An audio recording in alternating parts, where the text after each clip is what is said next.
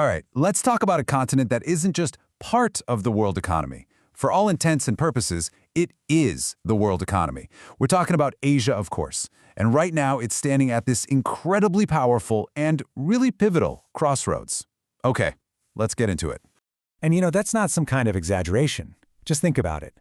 From the tech hubs in India to the high-tech industries in Japan, from the oil-rich nations out west to the new manufacturing centers popping up in the southeast, whatever happens in Asia, it directly impacts all of us, no matter where we are.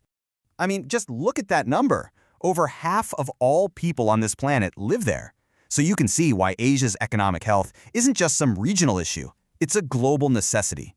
This population, this massive group of people, they're the engine building our products, the market buying them, and the workforce driving innovation for the entire world.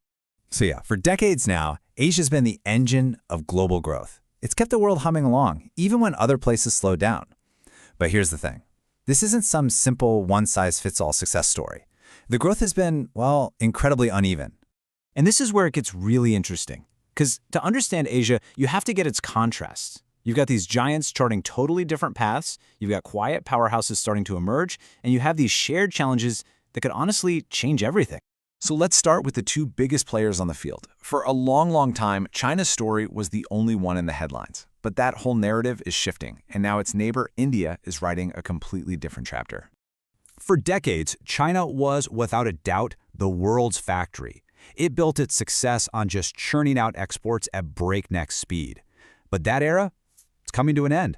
The new focus isn't about speed anymore. Now, it's all about building a more stable, more resilient economy that's driven by its own people and its own technology. So why the big change of pace? Well, China's facing some pretty serious headwinds. That incredible growth is naturally slowing down. Its real estate sector, which was a huge part of its economy, is in crisis. Its population is aging fast. Its workforce is set to shrink by over 200 million people by 2050. And on top of all that, you've got trade tensions making things uncertain. The old model just isn't built to last. With China shifting gears, this huge economic space is opening up on the world stage. And that leads to the obvious question, right? Who's ready to fill that gap? Well, a lot of people are pointing to India. Just look at the contrast here. It's stark. Where China is dealing with an aging population, India has one of the youngest in the entire world. While China is trying to pivot its whole economy, India already has a strong service and tech sector, and it's seeing absolutely explosive digital growth. It's really positioning itself to be the world's new hub for, well, everything from IT to manufacturing. And this is a really big but. India's rise is not a sure thing. This immense potential can only really be unlocked if the country can tackle its own deep-rooted challenges, especially high unemployment and massive income inequality. Creating enough jobs and making sure that growth is shared, that's going to be its biggest test. Okay, but the story of Asia is so much bigger than just China and India. It's a whole continent of incredibly diverse economies, and each one has its own unique strengths, its own story, its own path. This gives us a great little snapshot of that diversity. You've got developed Asia, think Japan and South Korea, who've been tech leaders for ages and are now pioneering the future of robotics and AI.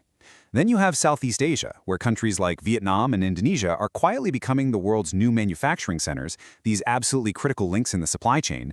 And then way over in West Asia, you've got nations like the UAE and Saudi Arabia making these huge bets to move their economies away from oil, funding these futuristic megaprojects to become new global hubs for finance, tourism, and tech.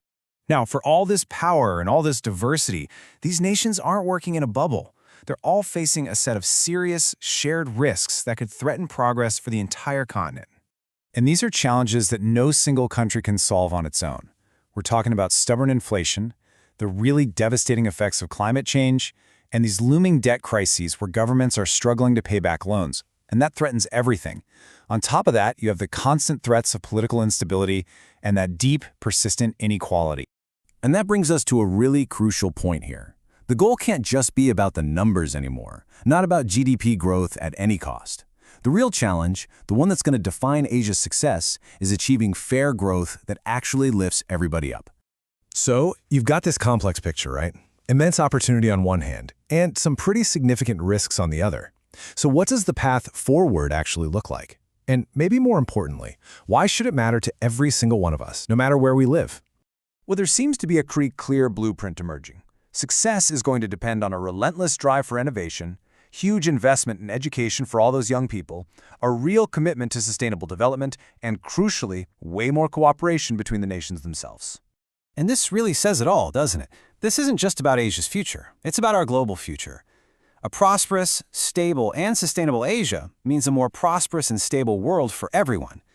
But if the continent stumbles under all these challenges, the economic shockwaves will be felt everywhere, no question. So ultimately, the decisions being made right now, in boardrooms, in governments, in small villages all across Asia, those decisions are going to define our economic reality for the next 100 years. It's a story of ambition, of struggle, and of hope. The only question is, which path will it choose?